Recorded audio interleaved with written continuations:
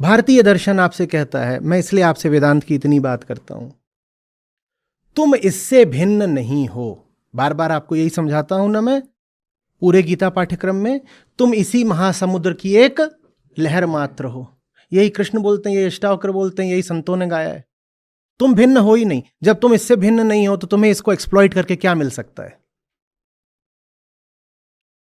एक लहर को पानी पी पी के क्या मिलेगा बताओ? जो लहर है वही पानी है, तो लहर को और पानी पी के कुछ मिलेगा? यह भारतीय दर्शन है। तुम इससे अलग हो ही नहीं, तो फिर एक्सप्लॉइटेशन से कोई फायदा भी नहीं है।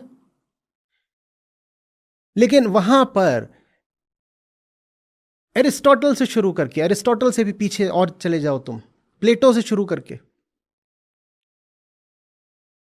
और अभी हाल में आ जाओ तुम, सबसे जो बड़ा उदाहरण है Descartes.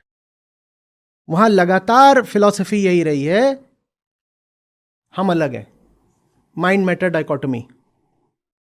Man exists to exploit nature and in that lies his conquest and happiness, and that is what is climate crisis, the exploitation of nature.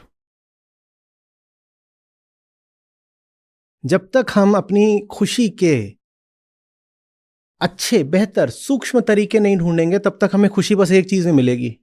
क्या? जो सामने उसको काट कूट दो, उससे अपने उपयोग का कुछ सामान बना लो। यही क्लाइमेट क्राइसिस है। तो क्लाइमेट क्राइसिस सॉल्यूशन है हाइयर प्लेजर्स, कि तुम्हें आनंद भी मिल जाए और प्रकृति का नुकसान भी ना हो। जब तक तुम्हें एक ही चीज में खुशी मिलती है कि फ्यूल जलाओ, फ्यूल जलाओ, तो तुम फ्यूल जलाओगे, तुम्हें कोई नहीं रोक सकता। जब तक तुम्हें एक ही चीज में खुशी मिलती है कि बीफ खाओ, पॉर्क खाओ, मटन खाओ, चिकन खाओ, तुम ये सब खाओगे, कोई कानून तुम्हें नहीं रोक सकता। शिक्षा, दर्शन की शिक्षा, जीवन की शिक्षा तुमको ऊंचे आनंद देती है, तुम्हें बताती है कि बिना किसी को मारे काटे भी जॉय कैसे हासिल किया जा सकता है। फिर तुम्हें कुछ मारने काटने की जरूरत नहीं है। समझ में आ रही है बात? ये हम बहुत मूर्खतापूर्ण राह चल रहे हैं। आप अखबार उठाओ, आज का ही अखबार है, उसमें आर्टिकल्स रहते हैं बड़े बड़े, अगले 20 सालों में हमें कैसे कैसे कैसे तरक्की करनी है। और वो बड़े बड़े पदाधिकारी हैं जो आर्टिकल्स लिख रहे हैं। कोई G20 के किसी पद पे आसीन है, कोई कुछ हैं, कोई इकोनॉमिक एडवाइजरी काउंसिल के सदस्य हैं, सेक्रेटरी हैं, वो सब लिख रहे हैं। और उस पूरी बात में क्लाइमेट वर्ड एक बार नहीं होता, एक बार क्लाइमेट शब्द नहीं आता। और वहीं पे कहीं पे छोटा सा कुछ उसी पेज में कोई आर्टिकल लिखा होगा क्लाइमेट चेंज के बारे में। जब तक एक ही पेज पर इकोनॉमिक डेवलपमेंट की बात हो रही होगी एक आर्टिकल में, और क्लाइमेट चेंज की बात हो रही होगी दूसरे आर्टिकल में, तब तक क्लाइमेट चेंज नहीं रुक सकता। नहीं समझे? तुम कह रहे हो मुझे जीडीपी तो बढ़ाना ही बढ़ाना है। हाँ, साथ में देखो क्लाइमेट क्राइसिस का अगर कुछ समाधान हो सकता है तो कर लेंगे। ये जो तुम्हारी जीडीपी सेंट्रिक फिलॉसफी है ना, ये बैड फिलॉसफी है, वेरी वेरी बैड फिलॉसफी। और ये हमें अगले कुछ दशकों के भीतर ही पूरी तरह खत्म कर देगी। हमें कोई तकलीफ नहीं होने वाली है, हम जड़ से उखड़ने वाले हैं। ऐसा नहीं कि छोटा मोटा कुछ कष्ट हो जाएगा, हम विलुप्त होने वाले हैं। मुझे दर्द ज्यादा इस बात का रहता है कि करतूत हमारी और हमसे पहले लाखों दूसरी ऐसी मासूम प्रजातियां विलुप्त होंगी जिनका कोई दोष नहीं, उन्होंने बेचारों ने कुछ करा नहीं।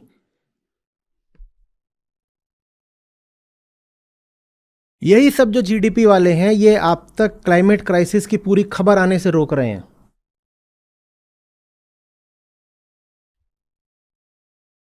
आप क्या सोच भी सकते हो कि प्रतिदिन 1000 प्रजातियां एक्सटिंक्ट हो रही हैं, विलुप्त? मैं बोलूं तो आपको लगेगा ये तो एग्जैजरेशन है।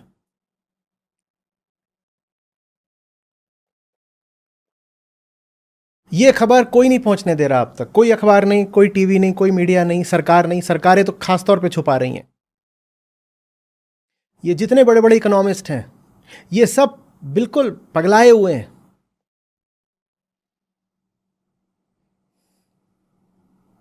ये अभी भी सोच रहे हैं कि मुझे जीडीपी बढ़ाना है, जीडीपी बढ़ाना है। जैसे आपके घर में आग लगी है और आप भीतर बैठ के नोट गिन रहे हो और योजना बना रहे हो कि किस तरह से अगला नोट हासिल करूंगा। तुम्हारा घर ही जल चुका है, तुम भी जलने वाले हो, तुम्हारे नोट भी जल जाएंगे, कुछ बचना नहीं है। पागल, बिल्कुल पागल, विक्षिप्त।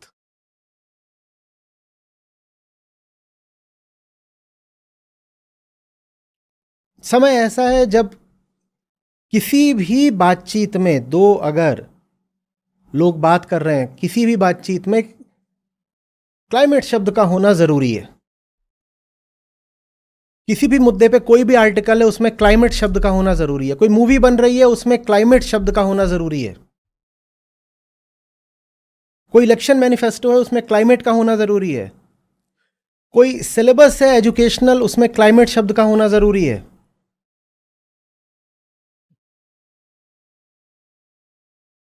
उसकी जगह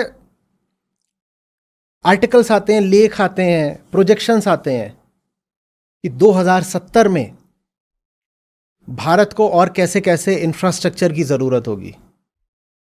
और ये बता रहे हैं कि 2070 में हम मुंबई में कैसा और इंफ्रास्ट्रक्चर खड़ा कर सकते हैं। 2070 में मुंबई है? किन ख्वाबों में हो, किन ख्यालों में हो? और इन्होंने बड़े बड़े प्लान बना रखे हैं कि हम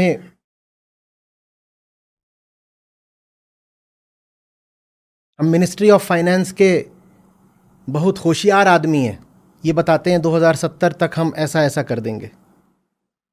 2070 में तुम जिस शहर की बात कर रहे हो, शहर ही नहीं बचने वाला।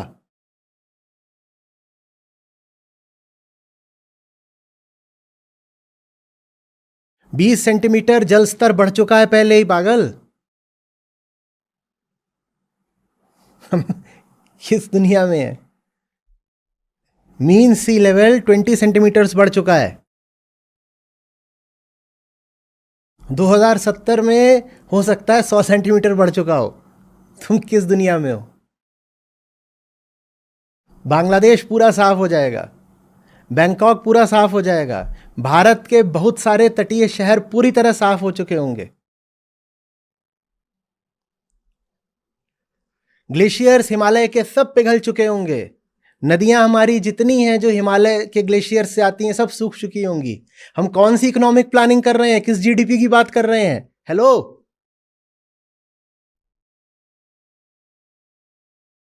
कितना मीन अभी अभी सी लेवल राइज?